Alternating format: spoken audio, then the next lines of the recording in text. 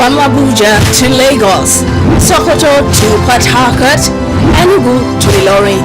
All across Nigeria, we're bringing news and information that will make your day. We are news.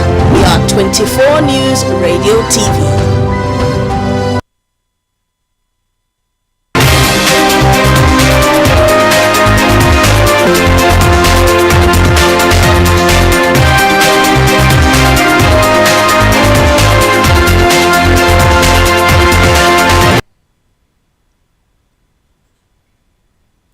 All right, a very good morning to you this beautiful Wednesday morning as you join us once again on your favorite program this time of the morning on 24 News Radio and Television at Dwekiti.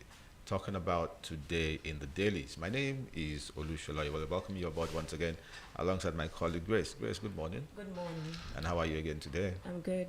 Right, so today we have the regular lineup of papers talking about the Punch, the Daily Post, the Vanguard, the Nation, the Sun, the Tribune, and Sahara Reporters alongside other publications, and we'll be bringing stories your way. In any case, we might as well tell you right away that the papers are washed with stories about the burial of the former head of state which took place yesterday. Grace, over to you. All right, from the Vanguard newspaper, these are the headlines. Buhari buried in Daura amid prayers, tribute. Guinea-Bissau President, Niger Republic PM orders attend Buhari's burial in Daura. And from the Punch comes the report that final salute, Nigeria beats Buhari, emotional farewell. Going on to the Daily Post, it's a very interesting one. 2027, uncertainty as Tinubu, APC begin new chapter without Buhari. And this one from this day, Buhari buried in blaze of glory with full military honors. There's another story coming to you from the Punch today. Awujale's burial frees Yoruba kings from ritual slavery. That's the story we're bringing your way in the course of the program this morning. And that's coming from another king, another traditional ruler, the Oluwo of Iwo. That story you'll find in the Punch today. All this and more we'll be bringing to you very shortly. Do stay with us.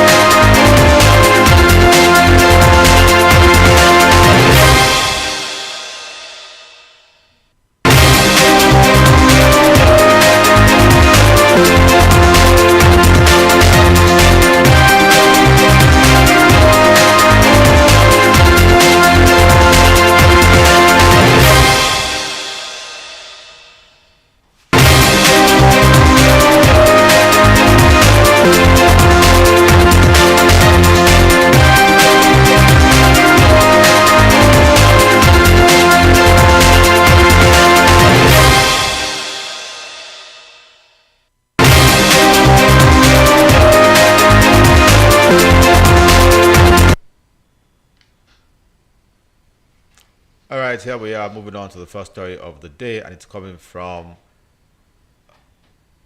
the Punch. Final salute, Nigeria beats Buhari, emotional farewell. President Bola Tinubu and Vice President Kashim Shettima led a galaxy of Nigeria's elite, including former presidents, to Daura, Katsina State on Tuesday to pay their final respects as the nation laid to rest the ex-military head democratically elected President Muhammadu Buhari. Tinubu personally received Buhari's flag-draped remains at the Umaru Musa Yar'Adua International Airport in Katsina shortly after 2 p.m.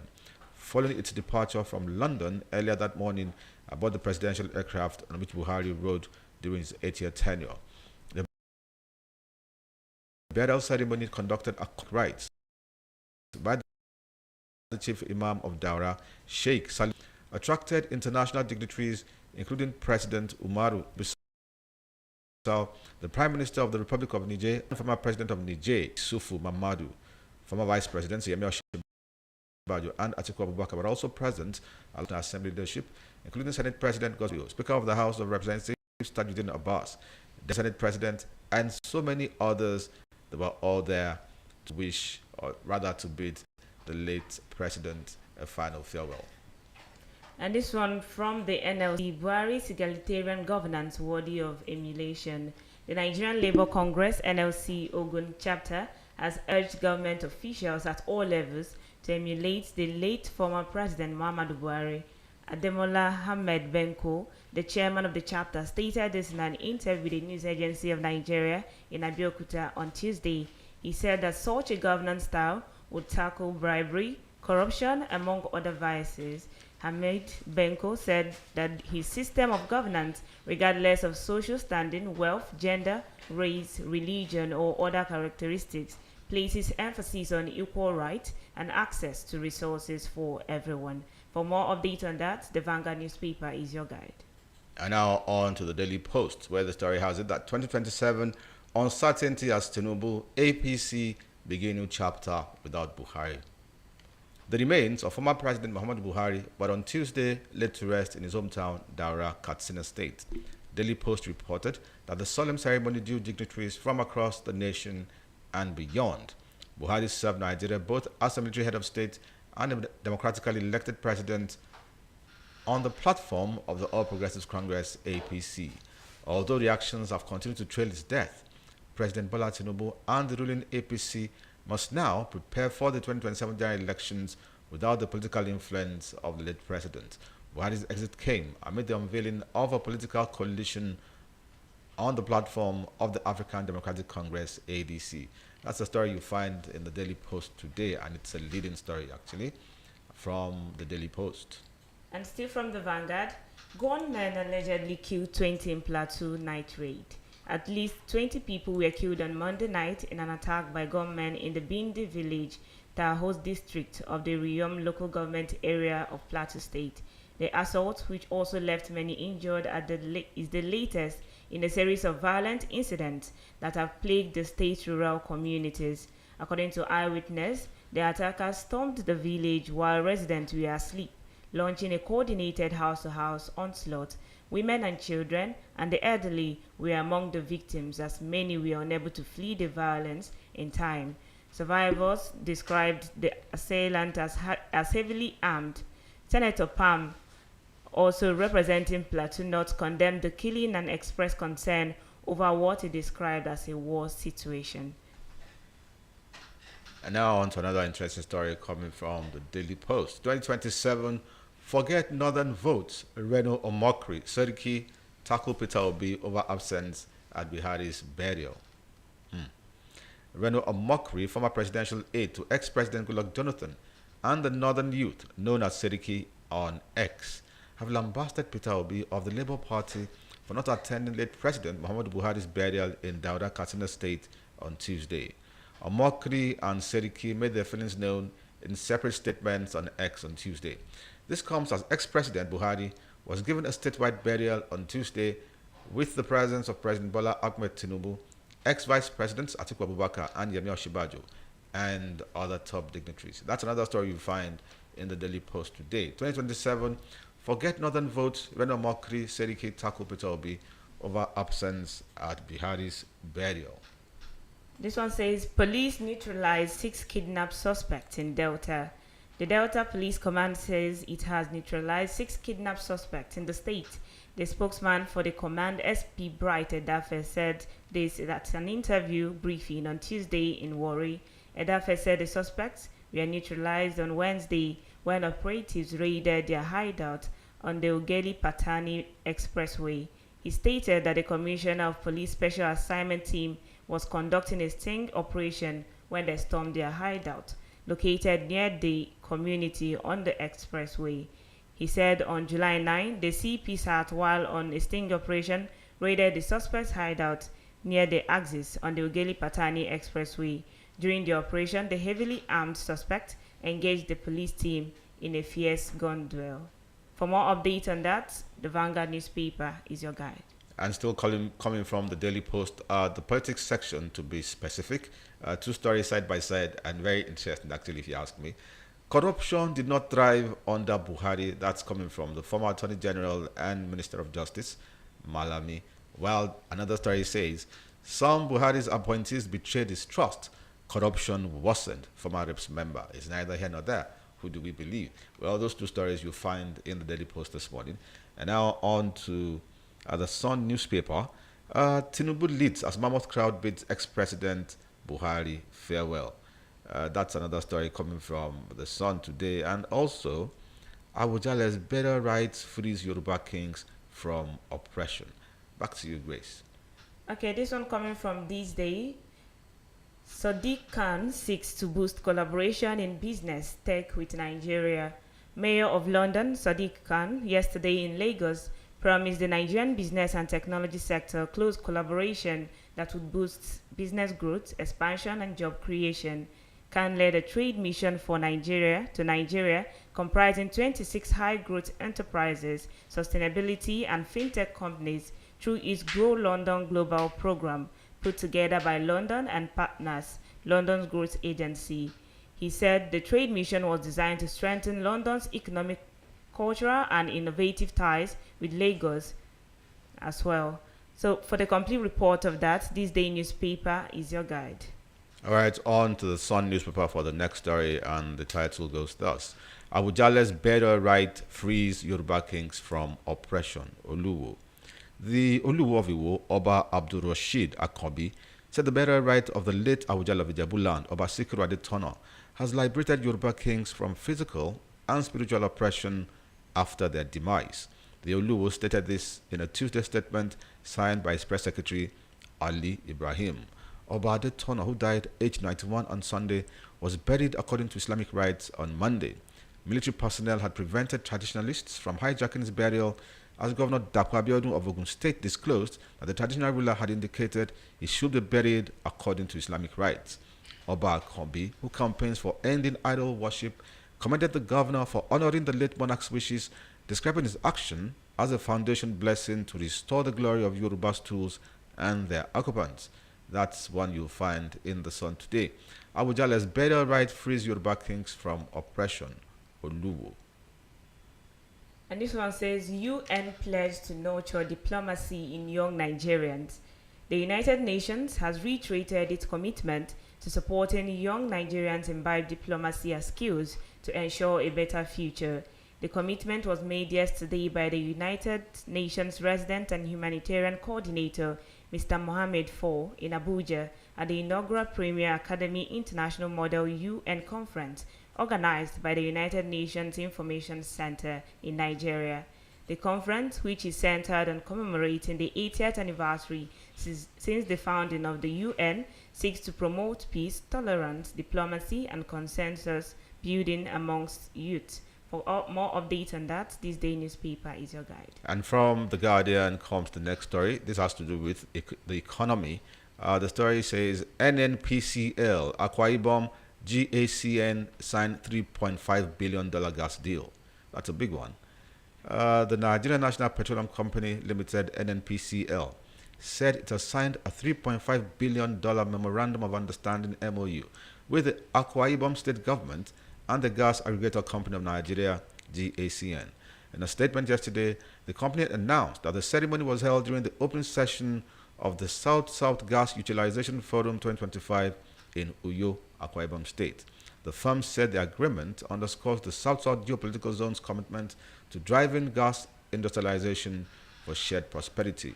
For more on that story, you can check it out in The Guardian. NNPCL, Akwa Ibom, GACN signed $3.5 billion gas deal. And this one coming from The Sun, LG elections, Lagos PDP rejects outcome of LG polls, heads to tribunal. The People's Democratic Party, PDP, Lagos State Chapter, has condemned and rejected the outcome of the just concluded local government elections.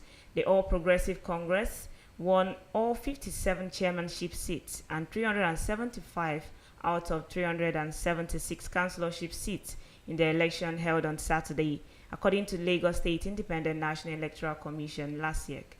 Reacting to the result on Sunday, the party, in a statement by its publicity secretary, Mr. Sheye Oladejo, thanked the electorate, saying the results reflected the will of residents.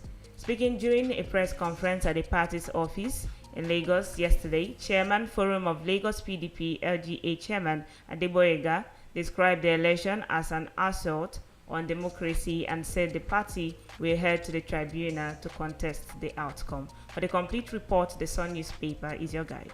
And still on the economy, also coming from The Guardian, Ondo considers MOU with firm to construct 500 barrels per day oil refinery. Ondo State government has said that the state is on the verge of signing a memorandum of understanding MOU with a firm to construct a 500 barrels per day oil refinery, a free trade zone, as well as other infrastructure projects in the state. The state governor, Lucky Ayedatiwa, described the proposed investments as timely and strategic. That's another story you'll find in The Guardian today, talking about Ondo State government signing a memorandum of understanding with a firm to construct a 500 barrels per day oil refinery. And this one still coming from the Sun. Visa row, FG pledges diplomatic resolution with US UAE. The federal government has reaffirmed its commitment to resolving the visa dispute with the United States and United Arab Emirates UAE through diplomatic engagement. It also reiterated its unwavering commitment to strengthening long-standing cordial diplomatic relations with the government of both countries.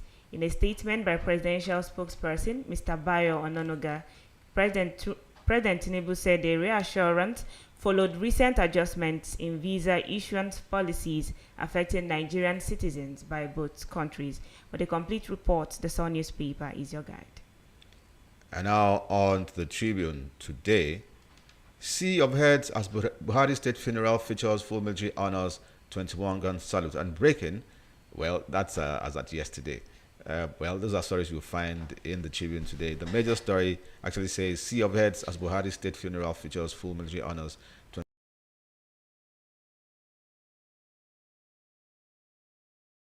21-gun salute.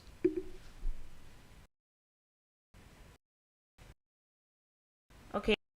Some opposition political parties have called for outright cancellation of the SAT local government elections in the state, describing the exercise as undemocratic and daylight robbery. The parties, including the Labour Party, Young Progressive Party, African Action Congress, Action People's Congress, and the Accord Party, made the call at a joint news conference in Abuja. Leaders of the various parties said the election was marred by irregularities, while many opposition candidates were disenfranchised. For the complete report, the Sun newspaper is your guide. And now on to the next story. This one is coming from The Punch, where the report has it that marketers protest as Dangote moves to crash cooking gas price. As if it were a bright thing. President of the Dangote Group, Alhaji Aliko Dangote, has announced plans to reduce the price of liquefied petroleum gas, also known as cooking gas. He also promised to start direct sales of the product to consumers should the existing distributors fail to allow the price crash in cooking gas. However, operators in the sector have disagreed with the plan, saying the businessman was planning to monopolize the LPG sector.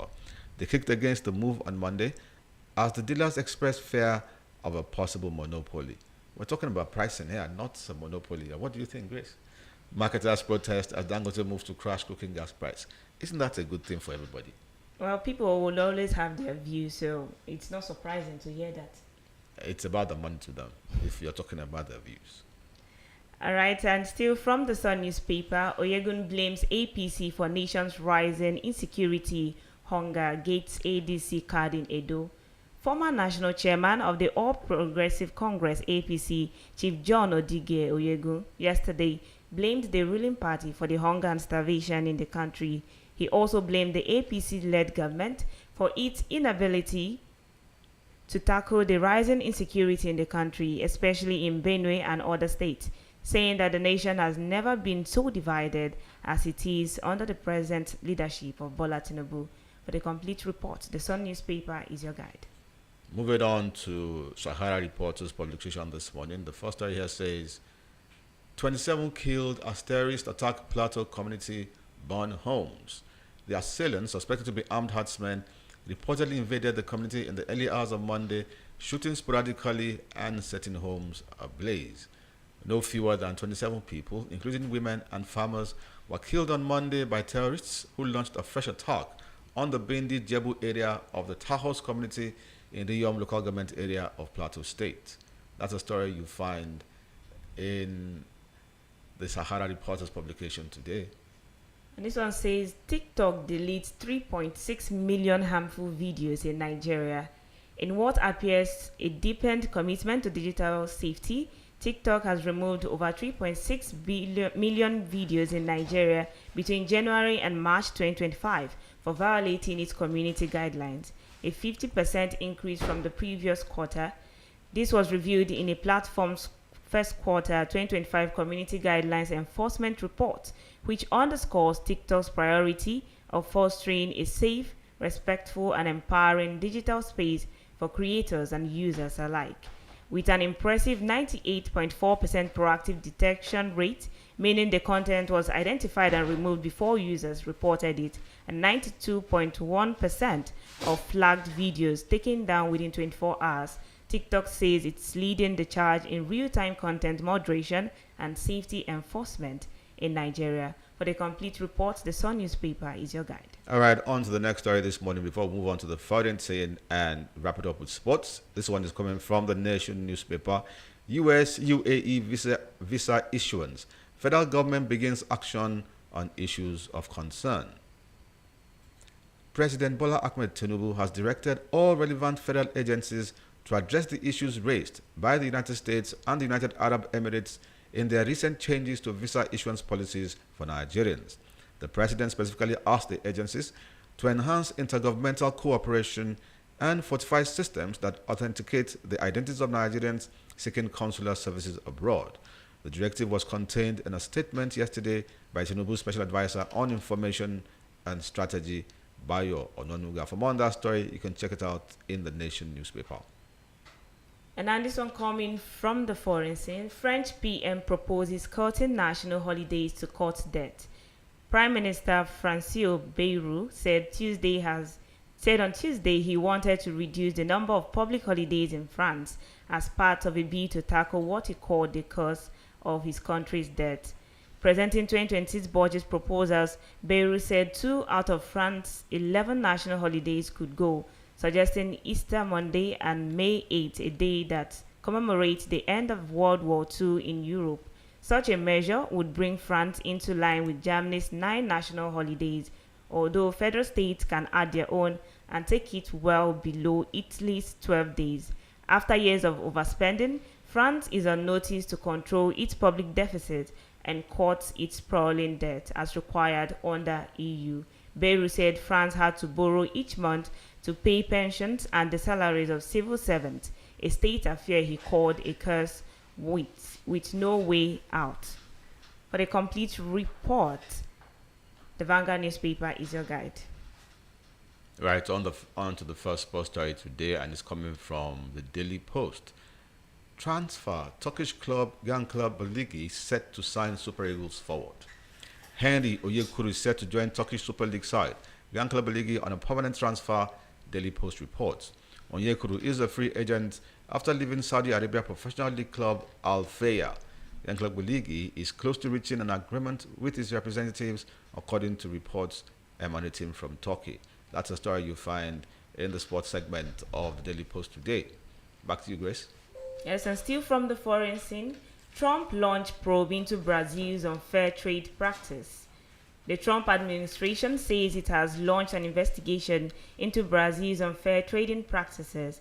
It will include the Brazilian government's policies related to digital trade and electronic payment services, unfair preferential tariffs, anti-corruption interference. A statement from the U.S. Trade Representative said the investigation seeks to determine whether they are unreasonable or discriminatory and burden or restrict U.S. commerce. For the complete report, the BBC is your guide. I'm still talking about transfers from, in the world of football, still coming to you from the Daily Post as well. Transfer. I would be one out. Osimhen names clubs he wouldn't join. Nigerian attacker Victor Osimhen has given reasons why he cannot play for Turkish giants Fenerbahce or any other club in Istanbul. This is following growing speculation linking the Napoli striker with a move to Fenerbahce. The former Lille star said he would wear out he will wear out if he joins Jose Mourinho's Yellow Canaries. The former Flying Eagles attacker had a successful loan spell with Super League champions Galatasaray after it was clear he would not play for Napoli under Antonio Conte. He provided 37 goals and 8 assists in 41 appearances across all competitions for Galatasaray. For more on that story, check it out in the Daily Post today. Transfer will be worn out. Osimhen names clubs he wouldn't join. Well, his transfer saga is it's dragging a bit too long now. What do you think? Yeah, Maybe sure. you're not I a mean, fan it's of been football. going on over time. Exactly. Now, so On. I hope it doesn't fizzle out. hopeful. All right, still from the foreign scene, striking trade deal with U.S. was an extraordinary struggle, Indonesia says. President Donald Trump on Tuesday said the United States has reached a trade agreement with Indonesia after negotiating Jakarta described as an extraordinary struggle. The deal will see the U.S. impose a 19% tariff on Indonesia's export, a reduction from the 32% Trump had initially threatened to impose on the country. For the complete report, the CNN is your guide. Yes, on to the very last story from the sports world today, and still on the transfer market. Still talking about Victor Osimhen, the Nigerian forward.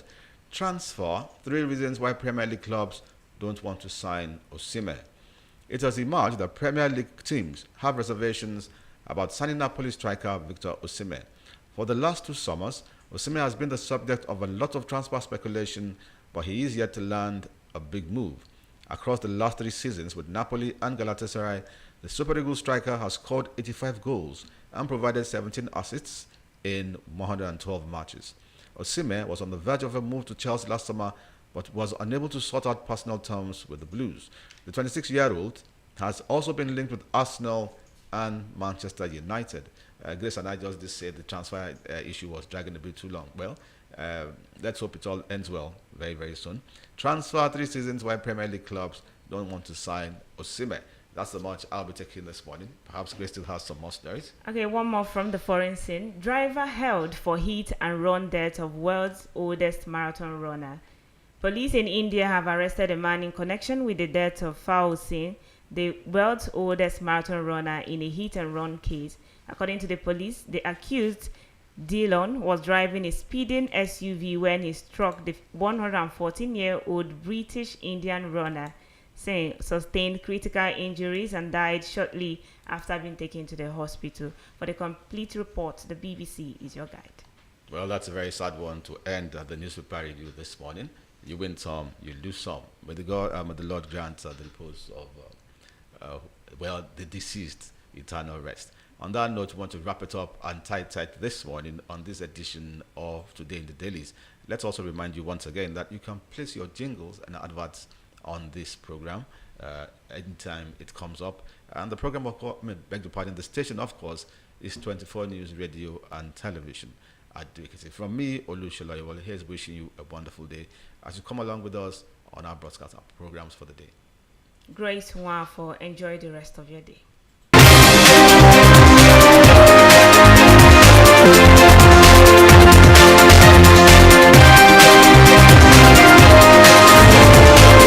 From Abuja to Lagos, Sokoto to Port Harcourt, Enugu to Ilorin. All across Nigeria, we're bringing news and information that will make your day. We are news. We are 24 News.